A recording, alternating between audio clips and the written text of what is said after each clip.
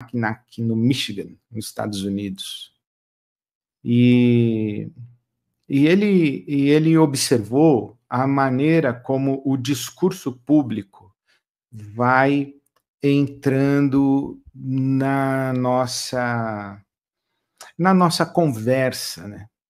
O sujeito fala uma coisa e daqui a pouco você está conversando sobre essa coisa na mesa do seu almoço. O sujeito fala uma coisa e uma ideia aparece e daqui a pouco todo mundo na escola está falando aquilo. Né? No começo são algumas poucas pessoas, mas daqui a pouco cai em domínio público. Como é que acontece esse processo e como é que as ideias, as proposições, os conceitos que vão organizando a nossa vida em sociedade, como é que elas vão ganhando forma, como é que elas vão ganhando densidade, como é que essas ideias vão caindo na aceitação popular e vão gerando movimentos de massa, né? E aí eu gostaria que você visse essa janela de Overton, veja aí, vai aparecer na sua tela, acompanha comigo, veja que interessante. Ela se concentra tanto num extremo quanto no outro, né? Mais liberdade, menos liberdade, abaixo, ou um extremo de cima, o extremo de baixo, o extremo 1, o extremo 2, mas as ideias, elas vêm da periferia para o centro. De que maneira, né? No começo, uma ideia, ela é impensável. O sujeito fala uma coisa que é completamente despropositada, fora do bom senso, e ela é inaceitável moralmente, ela fere os costumes de uma sociedade, os valores de uma sociedade, e especialmente uma sociedade como a nossa, uma sociedade religiosa, uma sociedade formada dentro do catolicismo, formada inclusive agora com muita influência evangélica. Veja que o sujeito fala uma coisa que gera uma rejeição imediata na sociedade. Dali a pouco, aquilo que era impensável e inaceitável se torna radical, quer dizer, já não é inaceitável, é radical. É para poucas pessoas, mas não é inaceitável, não é impensável. Depois do radical, ela se torna já aceitável, plausível, vai ganhando contornos de razoabilidade. À medida, inclusive, que ela vai ganhando aceitação, ela vai se tornando menos chocante, porque você já ouviu falar uma vez, duas vezes, três vezes, você já ouviu na festa de aniversário que você estava, alguém falou, aí você conhece alguém que tem aquela ideia, aquela noção, e aquilo que era inconcebível, inaceitável, impensável, que se tornou radical para pouquinha gente que tinha coragem de abraçar aquela ideia, aquele conceito ou aquele posicionamento, já vai se tornando algo que está na língua do povo. E do aceitável, ninguém fica mais chocado, daqui a pouco sensibiliza um contingente de população a ponto de se tornar popular. As pessoas começam a considerar. Eu achava que era inaceitável, agora eu acho que eu já não estou achando mais tão descabido assim. Aliás, o meu tio também concorda com aquilo, o pastor da minha igreja falou, o outro deputado lá falou. Quer dizer, vai saindo do extremo para chegar na sensibilidade e na boca do povo, e se torna popular, e de popular vira política. Como que uma ideia sai da cabeça de alguém e a ponto de se aprovar um projeto de lei ou se criar uma legislação que vai normatizar um fato social, gerar obrigatoriedades e proibições.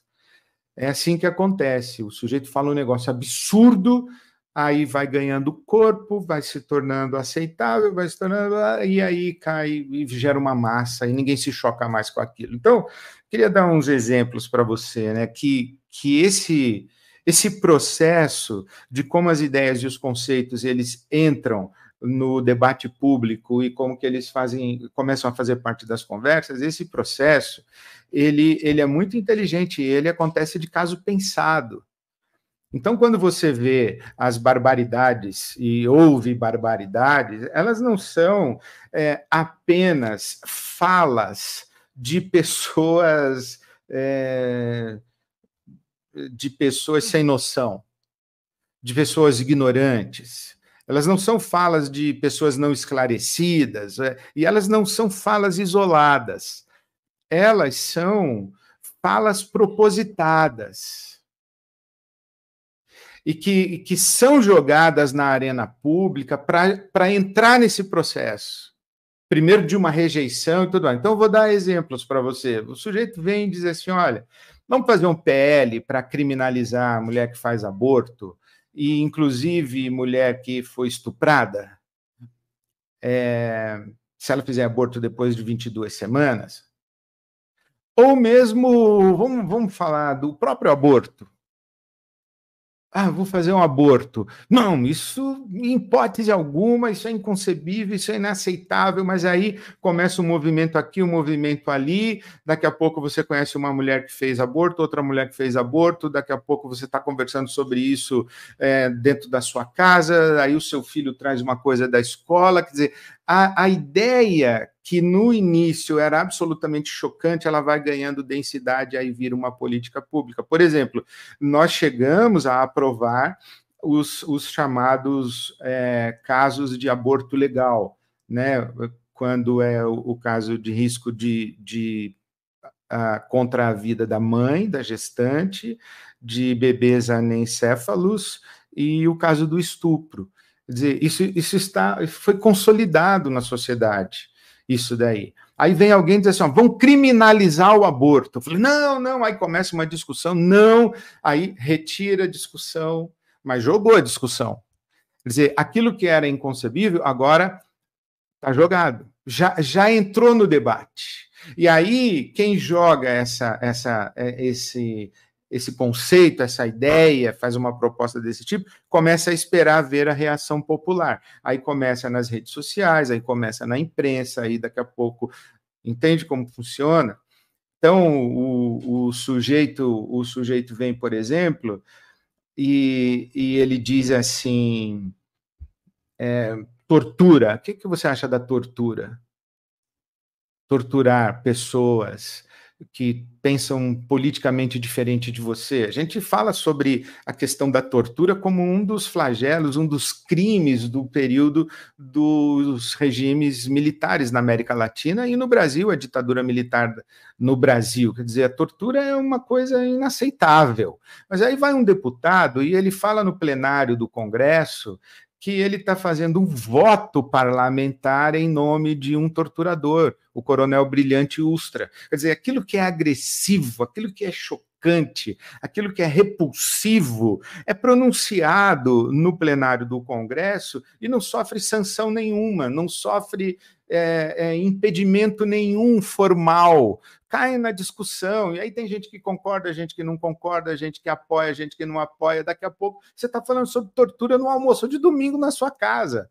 Você está falando sobre essa violência de Estado e achando que isso, em alguns momentos, em certas situações, com determinadas pessoas, até que passa. Quer dizer, então entenda que algo que é muito chocante, as pessoas que têm interesses que essas ideias prevaleçam, elas têm método. Então, as barbaridades que elas falam publicamente, elas não falam à toa. Então, por exemplo, quando há um comentário racista, agressivo, aí já foi inserido na conversa. Ontem mesmo, na Eurocopa, aconteceu um fato muito interessante. O jogador da Turquia comemorou o gol, aliás, o jogador que fez os 2 gols da Turquia, comemorou o gol com um gesto com as suas mãos, que foi associado aos Lobos Cinzentos, um movimento de xenofobia neofascista da Turquia.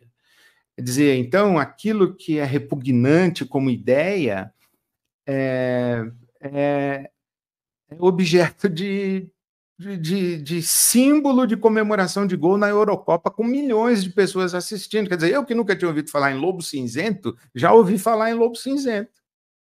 E essas palavras, né, como, por exemplo, nazismo, fascismo, neonazismo, essas coisas todas, elas saem do chocante para ganhar uma certa plausibilidade e aceitabilidade. Por exemplo, isso aí mesmo, Flávia, você deu um bom exemplo. Bandido bom é bandido morto. É muito chocante num primeiro momento, mas hoje em dia parece que normalizaram. Me sinto ainda chocada. É verdade, as pessoas falam isso até en passant, assim, no meio de uma conversa, elas falam, bandido bom é bandido morto. Quer dizer, com uma certa displicência, com um comentário até meio jocoso, né? Então, isso, Lia, esse era o meu outro exemplo. O sujeito ele tem a capacidade de jogar no debate público a possibilidade de multar quem oferece assistência às pessoas com fome na rua. Quer dizer, você vai criminalizar a esmola, por exemplo, você vai criminalizar a esmola. Né? A esmola, por exemplo, que o nome não é legal, né? Esmola. Na Bíblia Sagrada, por exemplo, não tem esmola, é um ato de justiça. No judaísmo é a sedaká, é o ato de um sadique, de um justo. Né? Você dar o pão para quem tem fome não é porque você é bonzinho, isso é um ato de justiça, não é de bondade. Então, essa é a cultura bíblica. Né? E lembra que Jesus, em Mateus capítulo 6, ele fala: se você vai orar, faça isso no anonimato, feche a porta do seu quarto. Se você vai jejuar, não fique com cara de fome, nem com olho fundo e cara de jejum, faça isso no anonimato. E se você vai dar esmola, que na verdade se você vai praticar a sedacá, se você vai ser generoso com uma pessoa em situação de necessidade, isso é um ato de justiça. Então, sendo um ato de justiça, não fica alardeando o que você fez como se você quisesse receber a exaltação da sua bondade. Então, esse ato de dar o pão a quem tem fome, Jesus cita no Sermão do Monte. Aí o sujeito quer multar, quer dizer, ele joga a ideia. É uma ideia tão absurda que aí depois ele retira a proposta de projeto. Não foi bem redigido, não foi isso que eu quis dizer, não foi bem assim. Tá, foi assim. Foi isso mesmo que foi dito. E isso é feito propositadamente, e eu gostaria de chamar a sua atenção para esse fato. Veja que interessante, nós temos um candidato à presidência nos Estados Unidos que é explicitamente apoiado pela Ku Klux Klan, né, sobre o movimento de supremacia branca dos Estados Unidos. Ok, tem o apoio dos caras. Tem líder que vem ao Brasil e é fotografado com o ex-presidente da República, nazista, supremacista, e isso a gente assimila, quando deveria receber a nossa repulsa absoluta, mas não é assimilado. Aí vai o sujeito e ele faz gesto de supremacia branca, o famoso copo de leite, os gestos com a mão que são feitos simbólicos, né? Uma comunicação simbólica, gestual. Dizer, e aí a gente entende por que se está discutindo o chamado avanço da extrema-direita na Europa. Os discursos de xenofobia, os discursos anti-imigração, a proibição de trânsito, de livre trânsito, etc. Claro que existem muitas questões econômicas envolvidas, mas, sabe, eu acredito que as pessoas elas não saem de suas casas, da sua família, do seu povo, sabe, da sua cidade de origem, da sua terra natal. Elas não saem porque elas são oportunistas e elas querem ir lá roubar a riqueza do outro país. É claro que tem gente que quer mudar do Brasil para Miami, para mudar de vida, enfim, mas nós estamos falando aí, não estamos falando de rico. Eu estou falando dos pobres, dos miseráveis, do pessoal que vem da África, o pessoal que vem, que vem da Ásia, o pessoal, esses povos que vêm de contextos de guerra, de perseguição ideológica, de perseguição religiosa. Quer dizer, acolher o estrangeiro na Bíblia Sagrada é um ato de justiça. Sabe que a Bíblia fala dos quatro, do quarteto da vulnerabilidade na Bíblia: o órfão, a viúva, o estrangeiro e o pobre. Ou pobre é o nome do órfão, da viúva e do estrangeiro. Então, as leis bíblicas são para a proteção do órfão, da viúva, do estrangeiro e do pobre. E aí a gente tem discursos políticos e representatividade social pública que quer criminalizar o pobre, que quer criminalizar, inclusive, o ato de solidariedade. Eu vi o padre Júlio Lancelotti, todo mundo cai em cima do padre, diz que tem corrupção, que tem não sei. Olha, é impressionante. Mas eu vi o padre Júlio Lancelotti, ele postou no Instagram dele, que eu sigo, uma foto de Jesus recebendo uma multa de 17 mil reais porque ele multiplicou os pães e os peixes. Quer dizer, é ridículo, né? É piada pronta, mas como é que um sujeito tem a cara de pau de jogar no debate público uma coisa tão ridícula que é piada pronta? É por causa da teoria da janela de Overton. Aquilo que hoje é piada pronta, amanhã elege presidente da República. Aquilo que hoje é repugnante, aquilo que hoje é repulsivo e que não recebe a resposta devida das autoridades, dos formadores de opinião e da sociedade, quando as ideias absurdas elas não recebem a resposta devida, isto é, quando elas não são varridas para o lixo da história, elas renascem e elas geram movimentos de massa e elas elegem. Por exemplo, provavelmente Donald Trump vai ser eleito novamente. E aí você fala assim, Ed, você acha isso tão absurdo? Metade dos Estados Unidos não acha. Eu falo assim, eu acho absurdo, metade dos Estados Unidos não acha absurdo o Donald Trump. E principalmente eu acho absurdo não achar a absurda ideia o contingente de evangélicos republicanos que apoiam a candidatura de Trump. Mas é isso que eu queria chamar a sua atenção. Olha, como as ideias penetram no debate público, eu estava dizendo aí, opa, tem aqui uma resposta, uma coisa que eu quero dar. Pastor, agora o senhor aceita gay na IBAB? Fiquei sabendo que vai ter gay dos cenáculos. É engraçado você, né? Ou você, Ana Costa, você é engraçada, a ironia da sua fala. Né? É isso aqui que eu estou falando. É uma provocação deselegante, deseducada, desrespeitosa, mas vira piada. Então, o deselegante, o desrespeitoso, o deseducado, o irônico, se torna aceitável numa conversa e no debate público. Aí a gente tem a baixaria da nossa sociedade, que a gente não consegue falar em ideias, a gente não consegue aprofundar conceitos, porque a gente fica se agredindo mutuamente, ou fica se defendendo de comentários como esse seu, que eu lamento bastante.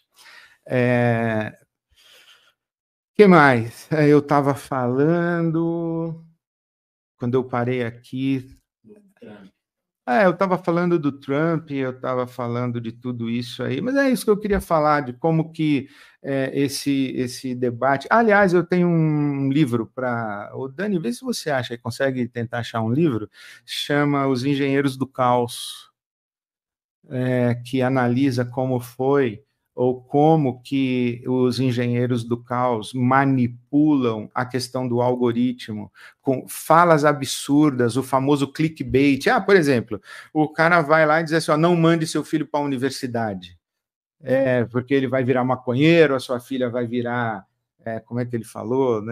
Rodada. Quer dizer, um discurso disso na boca de um pastor, no púlpito de uma igreja, quer dizer, isso não deveria merecer resposta, mas cai no debate público, e aí, por trás de uma fala absurda, existe o questionamento do saber, existe o questionamento da ciência, aí você chega no negacionismo da ciência, aí você chega na não vacina, você está entendendo como é que funciona isso? Aí você não manda seu filho para a escola, e aí você não investe em educação. E aí você acha que o ambiente de educação é um ambiente de destruição da juventude. Sabe, as coisas tão chocantes e absurdas que dá quase preguiça, né? Isso daí é teologia do domínio. Aliás, eu estou pregando, já o meu spoiler aí, ou a minha propaganda para domingo que vem, eu preguei sobre o Evangelho da Graça de Deus contra a religião fundamentalista, o Evangelho da Graça de Deus contra a religião mercantilista, a religião de mercado, o Evangelho da Graça de Deus contra a religião idolátrica. Domingo que vem eu vou pregar sobre o Evangelho da Graça de Deus contra a religião imperialista.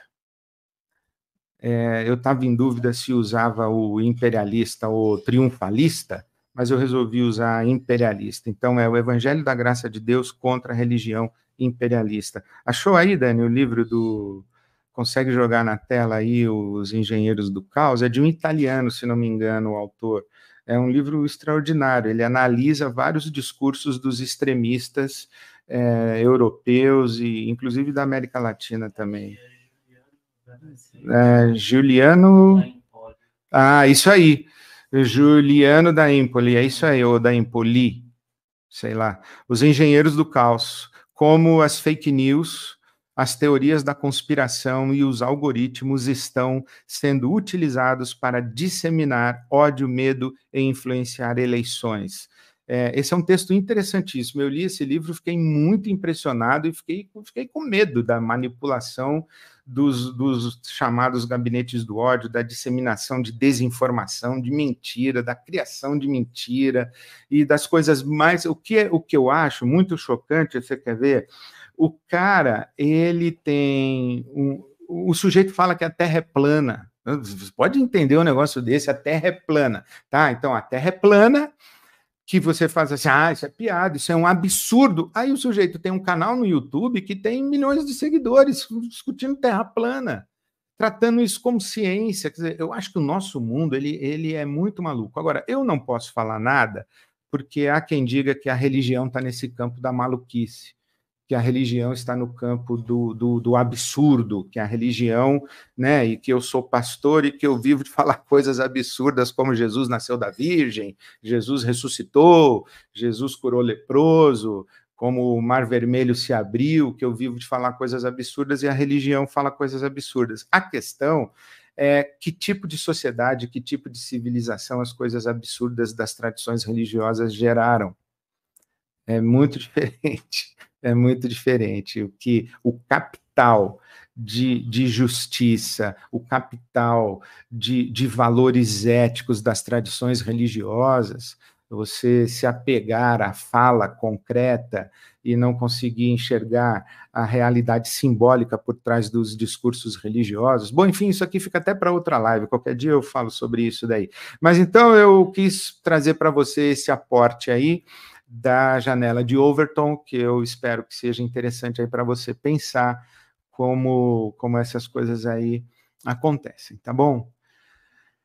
Ai, Jesus. Fabiana. Vou ler, então. Deixa essa aqui na tela, que eu vou ler essa da Fabiana aqui. Boa noite, Fabiana. Pastor, ainda o senhor defende a tese de atualizar a Bíblia? O senhor pretende se filiar na Convenção Batista de novo? Não, eu defendo sim a tese de atualizar a Bíblia, a tese de fazer uma leitura atualizada da Bíblia, que foi isso que eu quis dizer, mas a expressão atualizar a Bíblia dá a impressão de que a Bíblia é um livro imperfeito, incompleto, é um livro isso, aquilo. Não, eu estou falando de uma leitura atualizada da Bíblia e atualizar a mensagem da Bíblia. Então, eu defendo, sim, e não pretendo me filiar de novo à Convenção Batista, porque se eu me filiar de novo, eles me expulsam de novo. Então, eu não quero correr esse risco de ser expulso 2 vezes, né? Aliás, eu tive um amigo que me disse isso, né? Que Lázaro foi ressuscitado e ele teve que morrer de novo. Então, eu não quero passar por isso, não. Missionário no multiverso, muito bem. Multiverso é um negócio maluco, né? Mas que a gente já, inclusive, usa como nickname. É nickname que fala? Não, né? É o como? Username. Tá bom, username. Missionário no multiverso. Boa noite para você. Benção, pastor. Benção. Deus te abençoe, meu filho. Como lutar contra o extremo que ganha um megafone quando atacado? Isso é uma discussão interessante, viu? Que é isso mesmo que o sujeito deseja quando ele fala o absurdo. Ele deseja ser atacado, ele deseja ser violentamente repudiado para que ele ganhe direito de defesa e insira a questão disso. Foi com esse raciocínio aí, inclusive, que, fazendo essa comparação, que as transmissoras dos eventos esportivos pararam de mostrar na televisão, por exemplo, na transmissão de um jogo de futebol, uma invasão de campo. O sujeito lá que quer aparecer, entra em campo para dar um beijo no Messi, antigamente mostrava, agora não mostra mais. Por quê? É justamente para não dar ibope para a conduta inadequada. Falando dessa maneira, a discussão que se cria, né, essa cortina de fumaça aí, por exemplo, a gente ficou discutindo essa questão do aborto, aí eu já ganhei o carimbo de abortista, era o que eles queriam. Então, veja bem, o camarada diz assim, olha, eu vou criminalizar o aborto, inclusive o aborto de mulheres estupradas. Aí eu me levanto e digo, eu sou contra a criminalização, aí o que vem do debate público de rebote para mim? Abortista! Eles conseguiram, era isso que eles queriam. Então, veja como é desonesto e cruel, e a gente tem que ser muito inteligente para entrar no debate público. Está cada dia mais difícil, né? Aí, ou então a gente se recolhe, não fala nada e fica no nosso gueto e não dá mais, né? Ok. Tiago Guimarães. Tiago, boa noite, Tiago.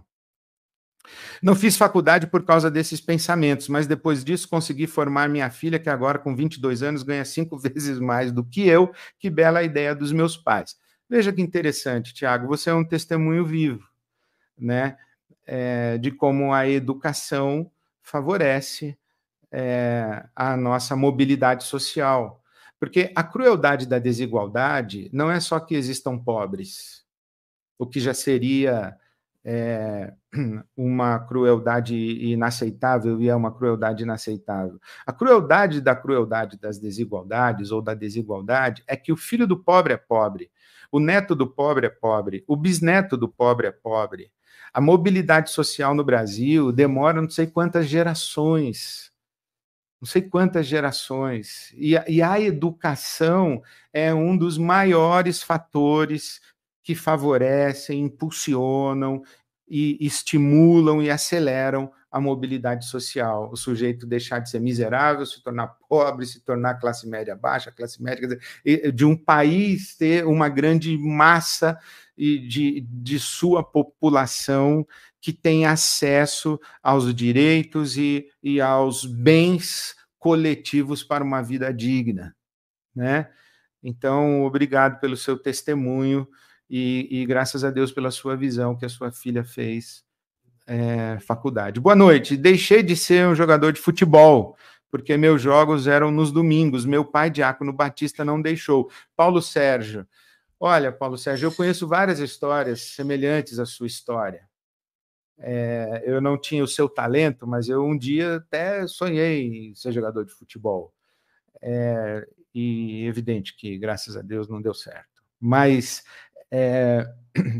eu, quando na minha adolescência, eu faltava no culto para assistir o Santos jogar na Vila Belmiro, eu levava bronca. Domingo era o dia do Senhor, eu estava dando prioridade ao mundo, e que etc, etc. Então, essa visão, né, de restrição, né, que fraciona o mundo entre de Deus e do diabo, da luz e das trevas. Então, esse fracionamento do mundo, ele não é legal, aí acaba deixando muita coisa do lado de fora, quando deveria ter sido não somente desfrutada, mas experimentada e utilizada positivamente, né? Por, por pessoas que são de bom coração e de bom caráter. Santos só né? joga de segunda. Tem isso aqui, o meu filho me cornetando, dizendo que o Santos agora só joga durante a semana, não joga mais de domingo, eu posso ir. Eu não vou secar o São Paulo seu de domingo, próxima vez que a gente for no Morumbi domingo, eu vou secar, dizendo que é dia do Senhor. Ricardo Borges. Boa noite, pastor Ed. Boa noite, Ricardo. Uma pergunta sincera, por favor. Uma relação homoafetiva pode não ser pecado? Ah, rapaz, olha, eu não vou responder a sua pergunta, eu vou responder o seguinte, que hoje existe argumentação bíblica teológica que defende que não. Embora hegemonicamente, é claro que a homoafetividade ela ainda está considerada pecaminosa e condenada, e a resposta religiosa para a homoafetividade é a abstinência de sexo. Se um homem não tem desejo por mulher, ele não faz sexo, então. Não, mas ele tem desejo por homem. Não, não pode, porque é pecado. Então, hoje existe uma boa teologia refletindo sobre isso. Eu queria recomendar para você, Ricardo, o livro da professora Lília Mariano, Amor e Terror, que é uma análise dos textos bíblicos, teológicos, que falam da homoafetividade. Né? Eu acho particularmente que existe uma diferença entre o comportamento homossexual e uma condição homossexual. Né? Então, não é uma questão moral apenas, é uma questão da condição da pessoa. E isso tem que ser olhado com outros olhos. Né? E é o que eu tenho dito. E mais do que isso, eu queria responder que eu saí dessa discussão aí do pecado, sabe? Saí dessa discussão do pecado, porque eu acho que esse é um tema pastoral, é um tema relacional, que não está no campo mais, que o campo da discussão de pecado não dá conta disso. Gente morrendo, gente sendo expulsa de casa. Eu, essa semana, estive em Londrina e Marília, e recebi um abraço de uma moça que com lágrimas nos olhos me abraçou e disse: pastor, eu sou uma das suas muitas ovelhas coloridas. Eu sou filha de pastor, fui criada na igreja, mas fui expulsa de casa e expulsa da minha igreja. Antes de discutir se é pecado ou não é pecado, eu acho que esse tipo de reação e de postura é pecado. Essa rejeição, a exclusão, expulsar de casa, quer dizer, isso daí é uma coisa que a gente tem que mudar urgentemente, mudar, expulsar de casa, expulsar da igreja, etc. Enfim. Flávia Jimenez. Pastor, meu psicanalista é crente e ainda fundamentalista, mas ele, dentro da psicanálise, fala o tanto que essas proibições acabam com o ser humano. Sim, sim, sim, sim. Seu psicanalista, ele é psicanalista e fundamentalista. É interessante essa combinação aí, hein, Flávia? Queria conhecer seu psicanalista. Ele é psicanalista, então ele é freudiano, né? Então, interessante isso, né? Deve ser freudiano, não sei. Também não, a questão não é ser o psicanalista, né? Estou aqui analisando seu psicanalista, não tem nada a ver. Mas sim, eu concordo, as teorias da psicanálise, a neurose, a psicose, a repressão, o desejo reprimido vaza por algum lugar, adoece, vai explodir lá na frente, às vezes anos depois, né? Assim, nós somos seres desejantes, nós seres humanos, nós somos seres desejantes. E nós temos que aprender a lidar com o nosso desejo. E parece que tudo que é desejo relativo ao corpo é pecado. Aliás, já dizia aquela música, né? Que tudo que eu gosto é ilegal, é imoral ou engorda. Mas parece que tudo que é ligado ao corpo é pecaminoso, né? Toda a questão do prazer, por exemplo, a gente não consegue colocar na mesma frase prazer e santidade. Prazer ou santidade e tesão. A gente não consegue, a gente acha que é agressivo colocar na mesma frase, na mesma ideia, um tesão santo. Por quê? Porque nós não sabemos lidar com o nosso desejo. O nosso desejo,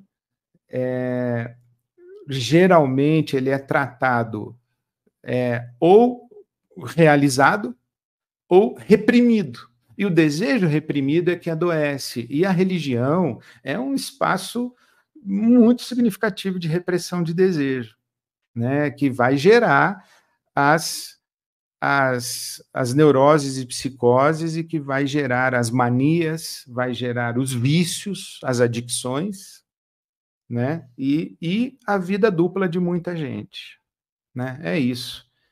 Realmente. Mas como é que nós chegamos na psicanálise, hein? E no desejo, eu estava falando da janela de Overton. Mas a gente vai, né? Violeta, que nome bonito, Violeta. Boa noite, Violeta. Pastor, e nessas próximas eleições municipais, com fake news e inteligência artificial, como a gente combate essa combinação que vai gerar muita desinformação? Sabe, eu tô com medo desse negócio. De fato, Violeta, eu tô com medo. Fake news agora ficou fichinha, né? Ficou pequeno. O negócio agora é colocar eu falando com a minha voz e fazendo um discurso que não tem nada a ver comigo. E as pessoas vão acreditar. As pessoas vão acreditar, essa é a questão. Eu não sei como é que a gente combate isso, mas eu acho que os estudiosos aí que estão debatendo a questão da legislação e da normatização das plataformas digitais, eu acho que isso é muito sério, isso precisa ser tratado com seriedade. O pessoal das fake news, o pessoal que gosta de distorcer, o pessoal que gosta de inventar, gosta de mentir, usa o algoritmo lá, como os engenheiros do caos denunciaram, um livro que eu recomendei, esse pessoal diz que regulamentação das plataformas digitais é cerceamento de liberdade de expressão. Eu acho um absurdo isso, ter essa argumentação é claro que tem que normatizar, é claro que tem que legislar, porque isso aqui é muito sério, o assassinato de reputações, sabe? É muito triste isso que a gente está vivendo no mundo e no Brasil em particular. Mas realmente, Violeta, você tem razão, dá medo de enfrentar aí o que vem pela frente com inteligência artificial. Não sei não, sei lá como que a gente vai ter que falar ao vivo só.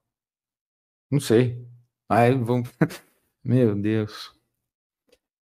Fernando Romero, o senhor acha de Biden ter sofrido ataques desumanos após seu desempenho no debate presidencial? O amor já está se esfriando? Deixamos de ser humanos? Não, eu acho que os ataques que o Joe Biden sofreu, e diga-se de passagem, ele tem uma carreira política íntegra, né? São 50 anos de carreira política, ele tem uma biografia muito interessante, ele é um homem preparado, ele é um homem, enfim. Então, os ataques, eu acho que a gente tem que separar esses ataques aí que você chamou de desumanos, que são os ataques dos adversários, os ataques dos que querem realmente ver o circo lá pegar fogo e não vão ter escrúpulos, né? Quando o próprio candidato Donald Trump vai num debate, mente descaradamente, né? Então, é assim que se joga no jogo político, é grotesco isso, né? Então, esses debates aí eu não quero comentar, mas eu acho que tem um outro ataque, que eu não chamaria de ataque, que é uma reflexão crítica sobre se o Biden realmente teria condição de exercer um segundo mandato como presidente dos Estados Unidos e se aquilo que foi visto no debate, uma pontinha do iceberg, o que é que tem embaixo, né? Qual é o volume das complicações de saúde que Joe Biden tem e como que isso comprometeria eventualmente a sua responsabilidade como presidente dos Estados Unidos, né? Presidir num sistema presidencialista como é os Estados Unidos, inclusive, é um desafio extremo.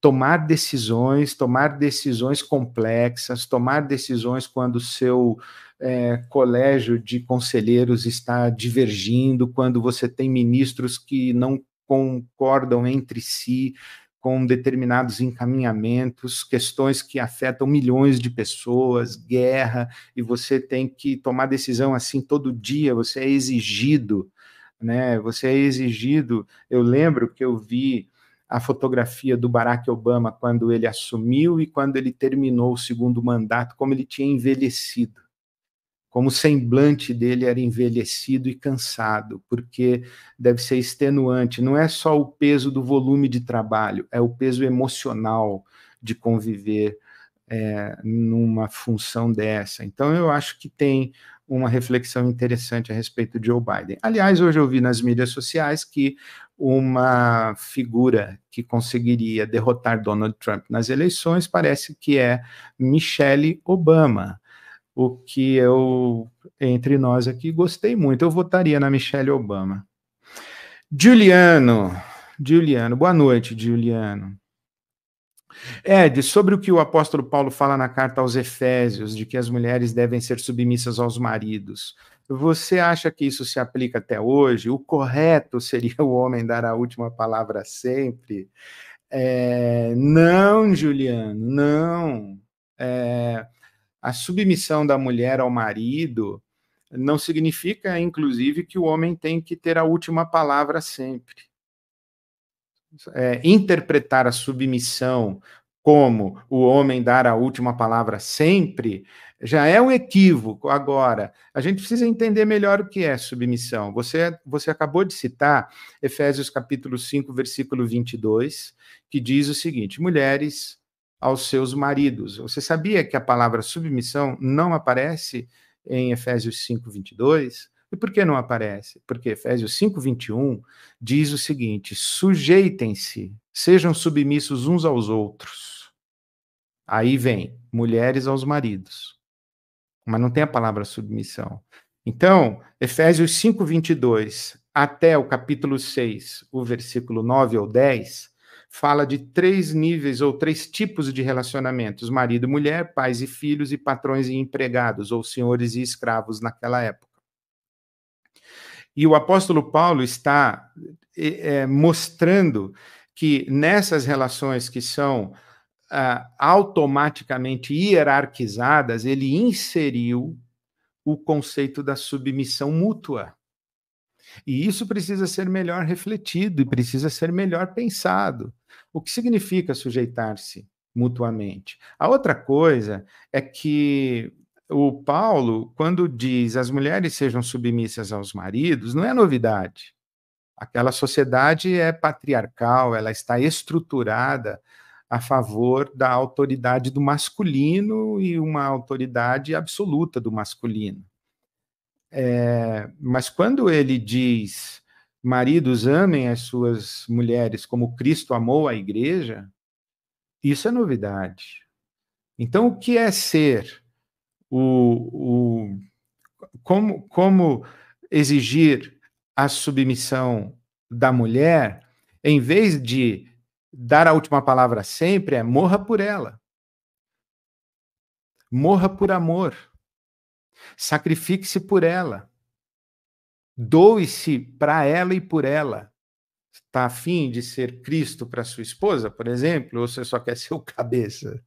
Né? Então, é isso, Juliano, que a gente tem que ler a Bíblia, e que eu falo, a gente precisa fazer uma leitura atualizada da Bíblia e entender melhor o que a Bíblia está falando, senão a gente vai continuar com uma sociedade vertical, hierarquizada, gerando opressões, violências, e aí aparece, por exemplo, o pastor que vai a público, que eu vi ele falando, que delegacia de crente é círculo de oração. Então veja bem o que ele está dizendo, que a mulher que sofre violência doméstica, porque o marido é o cabeça, e ele tem domínio sobre ela, ela tem que ser submissa a ele, ela apanha, vai para o quarto orar, e vai se reunir com as outras mulheres da igreja que também apanham, para que Deus converta os maridos delas, para que eles se convertam. Não vai para a delegacia, não, denunciar o violento, o abusador, o estuprador. Vai para o círculo de oração. É por causa desse tipo de leitura da Bíblia que eu digo que a gente tem que fazer uma leitura atualizada, porque senão a gente continua perpetuando os pecados de raça, de gênero e de classe social.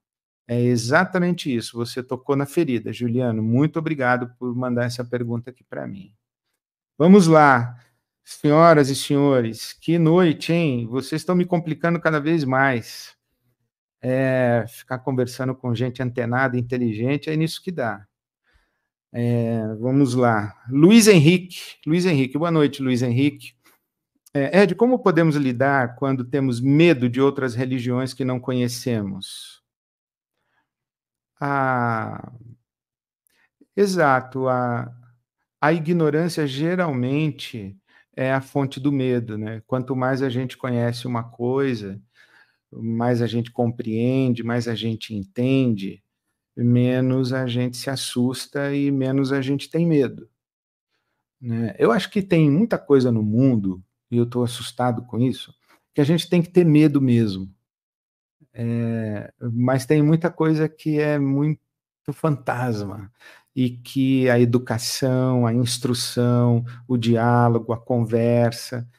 Olha, eu posso te dizer uma coisa: dificilmente nós teremos a oportunidade de aprender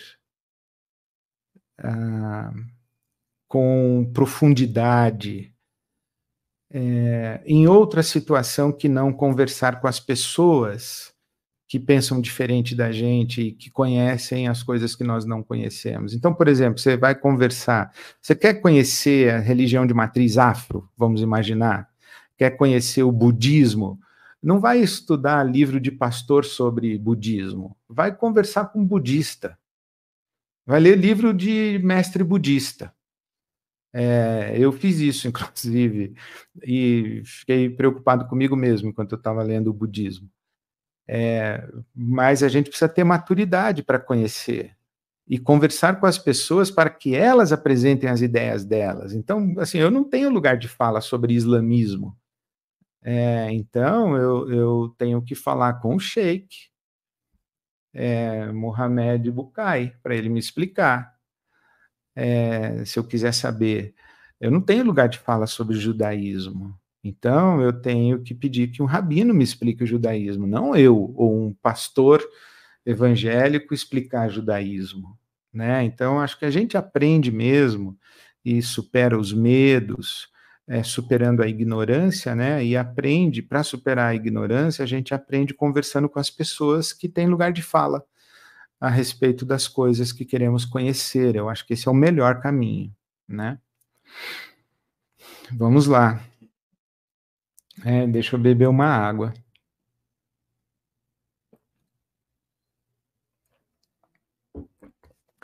Elda. Oi, Elda, boa noite. Você está aqui na nossa live. Um beijo para você.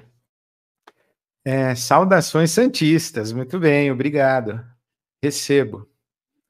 Sabe que hoje eu almocei e perguntaram se eu moraria em Santos. Eu falei assim, eu estou muito afim de morar em Santos, eu acho que eu moraria sim. Bom, vamos lá. Sendo pastor da IBAB, com centenas e centenas de membros, dá para memorizar o nome de todas as ovelhas e chamá-las pelo nome? Infelizmente não, eu passo cada vergonha que você não acredita, Elda. Olha, eu vou te falar. Eu encontro pessoas que vêm falar, pastor, que alegria encontrar o senhor aqui e tal. Eu falo, de que igreja você é? Da IBAB. Puxa, quanto tempo? 10 anos. E eu não conheço você ainda. Ontem eu almocei com uma pessoa que frequenta a IBAB, se não me engano, há 10 anos e eu não conhecia. Então, eu já ouvi a história de duas vizinhas uma de frente para outra, porta a porta, no mesmo andar, e um dia elas se cruzaram na IBAB, uma falou para outra, o que você está fazendo aqui? Eu falei, eu sou da IBAB. Eu falei, eu também, há quanto tempo? E elas, há muito tempo. E aí eu até brinquei, falei, vocês não evangelizam as vizinhas, hein? Senão vocês sabiam quem era de onde.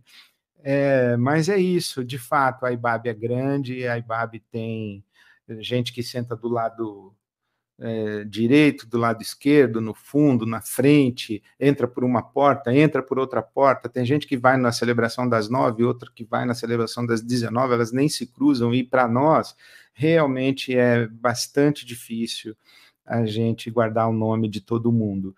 E a maneira como eu resolvi isso, Elda, foi dizer o seguinte, que é muito importante numa igreja grande que cada pessoa construa uma mínima rede de relações, um grupo pequeno, um ministério onde vai ser voluntário, enfim, por quê? Porque nós temos que ter pessoas que sentem a nossa falta. Então, há muita gente que deixa de ir na IBAB, já está 1 ano sem frequentar, eu não sei, mas alguém tem que saber. Os amigos, as pessoas em volta têm que saber que já tem 4 domingos que a fulana não vem. E ela já faltou, ela não veio em 3 reuniões do nosso grupo pequeno. O que será que está acontecendo, né? Então, isso é muito importante, que uma igreja grande tenha muitas pequenas igrejas dentro dela. O John Wesley, ele falava da eclesia, que é a igreja, e as eclesiolas, as pequenas igrejas dentro da igreja. E eu acho que a IBAB, a grande potência da IBAB não é o seu auditório, e não são essas pessoas tantas que frequentam as nossas atividades e as nossas celebrações dominicais. A grande potência da IBAB está nas eclesiolas da IBAB, nas pequenas redes de relações que a nossa comunidade tem, que dão vida, vigor e expressão e relevância para a nossa comunidade. Um beijo, Elda. Beijo para suas irmãs, para sua família, para Eunice. Beijo para elas também. Clarice, boa noite. Boa noite, Clarice. O senhor acha que estamos vivendo um cristianismo líquido? Então a pergunta é do Fernando Gomes Peixoto, de Fortaleza, no Ceará. Mas veio. Então tá. Olha, eu acho que que estamos vivendo tudo. Então, por exemplo, vou responder de outra maneira. A gente fala assim, pós-modernidade, modernidade tardia, modernidade líquida, modernidade, hipermodernidade, né? Então, cada teórico vai chamar isso que nós estamos vivendo de um tipo de modernidade. Nós estamos na pós-modernidade? Sim, tem muita gente na pós-modernidade, mas ainda tem gente na Idade Média.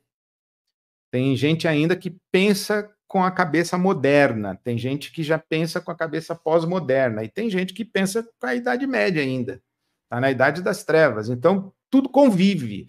Então, existe um cristianismo líquido? Existe. Um cristianismo de descompromisso, um cristianismo de não envolvimento, não engajamento? Existe.